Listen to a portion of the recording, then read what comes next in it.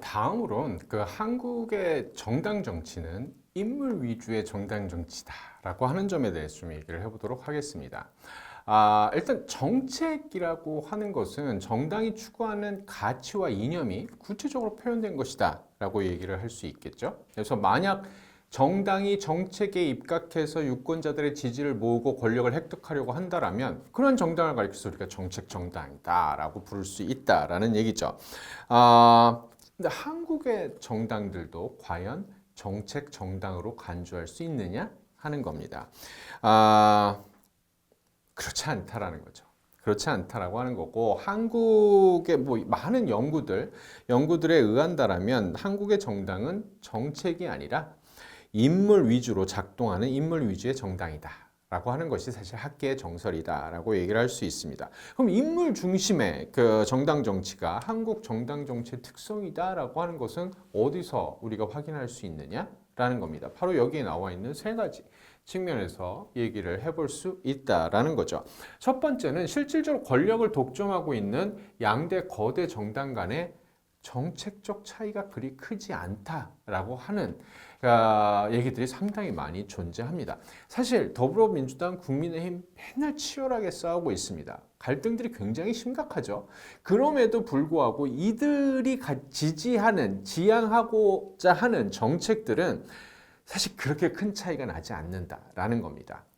그래서 그런 측면에서 정책보다는 다른 면에서 이 정당들이 갈등하고 있다라고 얘기를 할 수 있다라는 거고, 두 번째, 개별 정당의 수명은 특정 지도자의 정치적 수명과 일치하는 경우가 상당히 많이 있다라는 겁니다.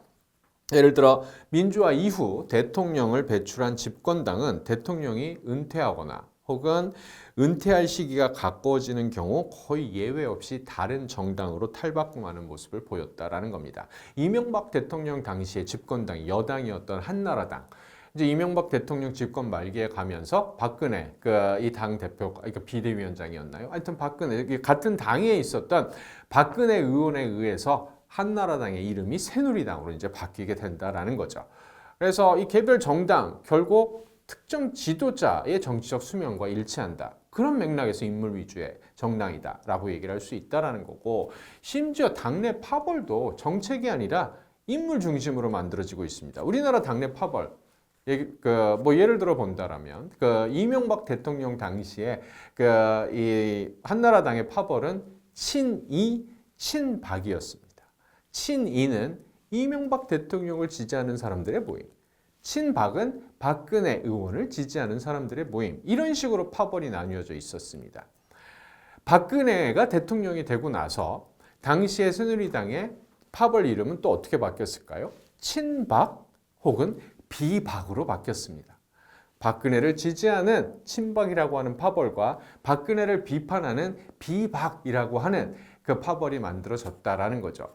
좀 비박은 왜 박근혜에 반대한다라는 식의 파벌 이름이 붙었을까요? 그 파벌엔 차기 대권 주자가 사실 존재하지 않았습니다. 파벌은 차기 대권 주자를 중심으로 만들어지는 경향이 굉장히 강하다. 즉 인물 위주로 만들어지는 경향이 굉장히 강하다라는 것을 반영하는 사실 그런 이름이었어요. 그런 대선급 주자가 존재하지 않았었기 때문에 그 사람, 예를 들어 최준형이라고 하는 그 인물이 그 당의 차기 대권 주자였다라고 하면 친최 이런 식으로 만들어졌을 텐데, 그렇지 않았기 때문에 비박이라고 하는 그런 어떤 파벌로 만들어지게 됐다라는 그런 얘기입니다. 자, 그럼 왜 한국의 정당 정치는 인물 중심으로 작동하게 되었느냐 하는 건데, 진영재 교수는 한국의 역사에서 정당의 초기 형태가 태동할 당시 선거가 유리된 상태에서 정치적 인물을 중심으로 한 갈등 구도 속에서 정당이 만들어지게 되었다라고 하는 점에서 그 원인을 찾고 있습니다. 한국의 정당사에서 정당의 초기 형태는 사실 구한말과 식민지 시대를 거치면서 이제 만들어지게 됐다라고 얘기를 할 수 있어요. 구한말에서는 이제 왕조 체제였죠. 그러니까 왕조 체제라는 권력 구조 속에서 이제 서세 동점이라 그러나요? 그러니까 국가 자체가 와해될, 그러니까 다른 나라한테 나라를 뺏길 그런 어떤 위험이 존재했었기 때문에 국가의 안보를 어떻게 담보해낼 것인가가 굉장히 중요한 문제였습니다. 그래서 이러한 그 국가 안보를 어떻게 만들어낼 것이냐는 문제를 둘러싸고 그 개화파와 위정 척사파가 이제 등장을 해서 이들이 이제 굉장히 심한 갈등을 벌이게 됐다라는 그러한 얘기죠. 근데 개화파와 위정 척사파는 선거를 통해서 국민들의 선택을 받을 수 없는 그런 어떤 왕조 체제라는 제도적 한계 속에 들어가 있었습니다. 그렇기 때문에 각 정파, 개화파와 위정척사파를 대표하는 정치 엘리트 중심의 정치 균열을 중심으로 정당 정치가 발전하게 됐다라는 거고, 식민지 시대 결국 나라를 뺏겼어요, 일제한테. 이 식민지 시대는 독립운동을 이끌던 주요 리더들의 이념에 따라서 정치 균열이 존재하게 됐다라는 겁니다. 이 당시 이제 핵심 이념은 뭐냐면 자유민주주의 대 공산주의였어요. 나라를 뺏겼잖아요. 지금 독립운동을 하고 계시는 분들입니다. 이 사람들은 새로 나라를, 일본으로부터 나라를 되찾고 새로 국가를 건설하려고 하는 거죠.